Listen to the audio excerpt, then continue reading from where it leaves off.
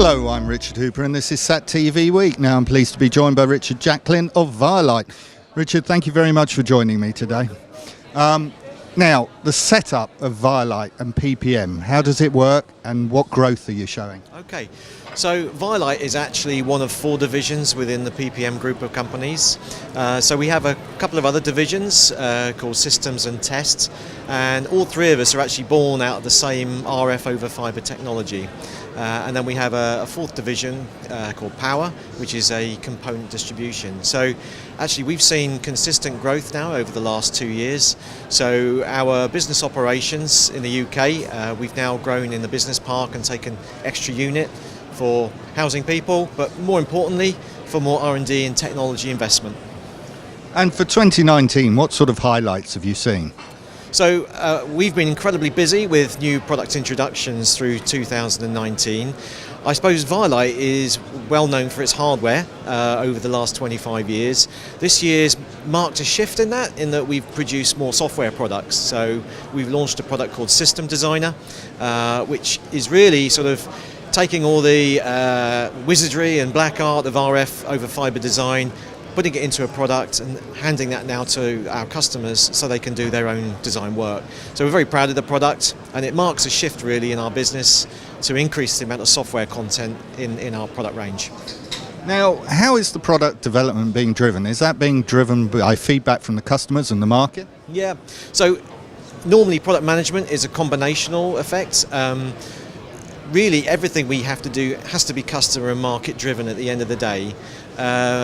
So that I would say is probably 70 to 80% of our new product introductions. So people will say, well, can you house it like this, or can you operate a frequency range like that?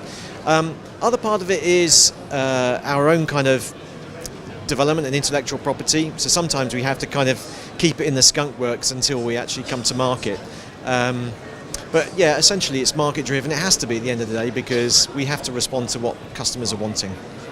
And what about the market sectors that you're targeting? Which ones are showing the main growth?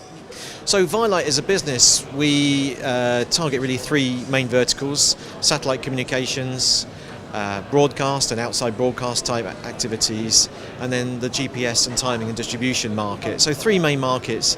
I think this year we've seen sort of shifts in 2 of them. So in the satellite communications, we're being now sort of pushed much more towards the kind of the ideas around the LEO gateways and the LEO constellations. So that's kind of driving scale and small form factor kinds of products. Also in satellite communications, we're seeing continued rollout of Ka band diverse links. So for us, that's long distance link planning. And that ties in well with the System Designer software product because it helps us do the design.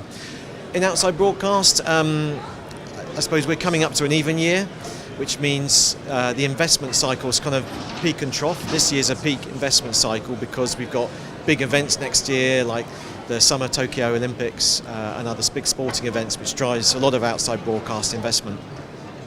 So looking forward, satellite industry is evolving. What are the challenges for ViaLite moving forward? Yeah, so I think the challenges for us, I think LEO's the hot topic at the moment, and people are still trying to get their heads around what that's going to look like from a ground point of view.